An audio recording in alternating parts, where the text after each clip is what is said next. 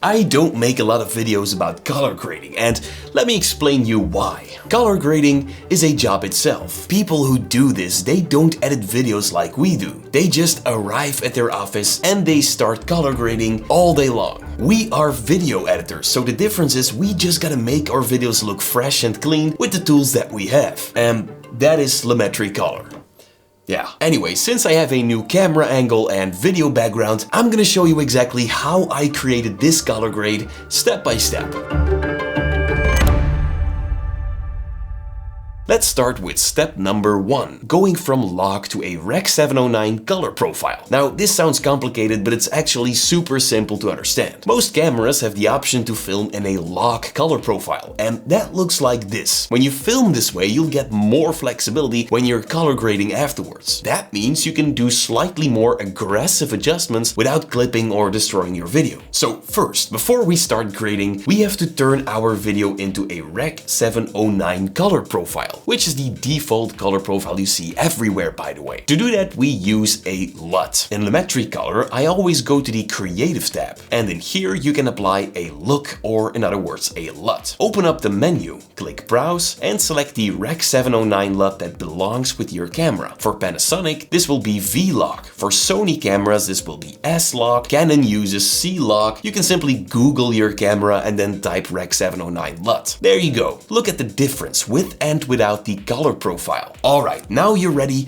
to start color correcting. It's time for number 2, white balancing your video. Now for my video it's fine already, but sometimes you have a bit too much pink or green in your video. That's why we use these sliders, or even better, if you have a white object in your clip, you can grab the white balance color picker and click it. That will automatically set the white balance, and this usually works really well for Lumetri. I don't touch the saturation slider because it's applied to your entire video, but I'll show you how to target specific colors soon. Now, before we continue color grading, I want to show you how I download stock media without leaving Premiere. This is a plugin that allows you to search for any stock video you can imagine. Once you have it, click the download button and boom, it will appear in your project panel. The footage on Storyblocks is made by real artists, no AI generated slop like you find on most stock libraries nowadays. Storyblocks works with actual filmmakers and artists from around the world. You'll get a high-quality human-made stock library of footage, music, sound effects, templates, and workflow-enhancing tools in one place, so you can focus on storytelling instead of searching across multiple platforms. Everything you download is royalty-free, pre-licensed, and ready for personal, commercial,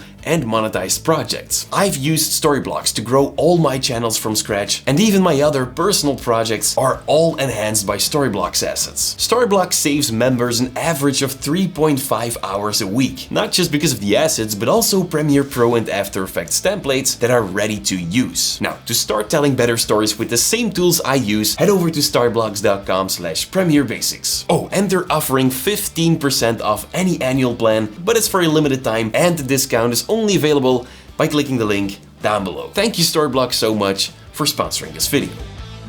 It's time for number 3. Let's fix our lighting. To do that, I like to open up Lumetri scopes from the window menu on top. And then I make sure the Luma scope is opened up. Now, I don't focus on this scope too much, I just keep an eye out on it. The wife waveform is the lighting in your video. If I play it back, you'll actually see me moving in here. On top are the whites, and at the bottom are the blacks. And of course, everything in between. Again, this only measures the light in your video, so if you increase the exposure, for example, all you can see in the program monitor is white, and the line will be all the way up. If you decrease the exposure, everything will be black, and that will show in the scope as well. And now you understand how to use a Luma scope. Next, let's separate the lighting a bit by increasing the contrast. This will pull the dark and the whites away from each other, which makes the darks in your video darker and the light parts lighter. You can actually see that happening in the Luma scope. Everything is pulling away from each other. The highlights, the shadows, the whites and the blacks are doing the exact same thing, but the only difference is that you control them separately instead of using contrast. The exposure slider will increase the lighting for your entire video, not just the whites or the blacks, but everything. When you're done, you can toggle the basic correction tab on and off to actually see your changes. And there you go. Number 4. Next, we're gonna take a look at the hue saturation curves. I think the blue is a little too aggressive in my video, so to turn that down, we're gonna find the hue versus saturation curve. If you drag this line up or down, all the colors in your video will change saturation. But in this curve, you can also make a selection. For example, if you only want the blues to change, simply create a selection like this and drag the middle point down to decrease the saturation, or up if you want more color. You can also use the color picker to select a color from your video. It then works the exact same way. Simply adjust the middle point, and of course you can still adjust the range selection. That's very useful sometimes. Number 5. Hue versus hue curve. If you scroll down, you'll see the hue versus hue curve. I'm not even gonna explain, I'm just gonna show you. So this curve looks exactly the same. You can make a selection, only this time you won't change the saturation of your selected color, but you can actually change the selected color itself. Let me make the selection a little wider. That makes it look much better. There you go. Now play around with the curve and boom. That looks like it's actually purple. Even the reflection on the table has changed. I use this technique sometimes when I'm changing the background color or when I'm wearing a flashy shirt with too much color or something. Number 6. Skin tones. Believe it or not, in Lumetri you can change your skin tones. To do that, head over to HSL secondary. Then in here you can see a hue, saturation and luma or light spectrum. If you click the color picker and then select your skin tones, there will be an HSL selection of your skin. Now it isn't perfect at all, you still have to tweak it. First I enable the color isolation right here. And now you can play around until only the skin tones are selected. Don't worry about other areas lighting up, just make sure your skin is fully selected. Then disable isolation. Now increase the blur a little to get rid of the harsh parts. And then scroll down. Here you can see the color wheel. If you click and drag in here, you can push another color into your skin tones. Now usually you just want to add a little color, so you can add a bit more orange, or you can reset the color wheel and add some using the temperature slider. You can also change the contrast in your skin or even the sharpness. The slider on the left is an exposure slider, so that can come in handy as well. Alright, now I go to the effect controls, right click the Lumetri effect and save it as my Premiere Basics color grade. Now all I have to do in the future is find it in the effects library and drag it to the source of my recording. There you go. Now I want to show you how to create some cool text in Premiere just like this. And of course, to learn how to do that, click the video right here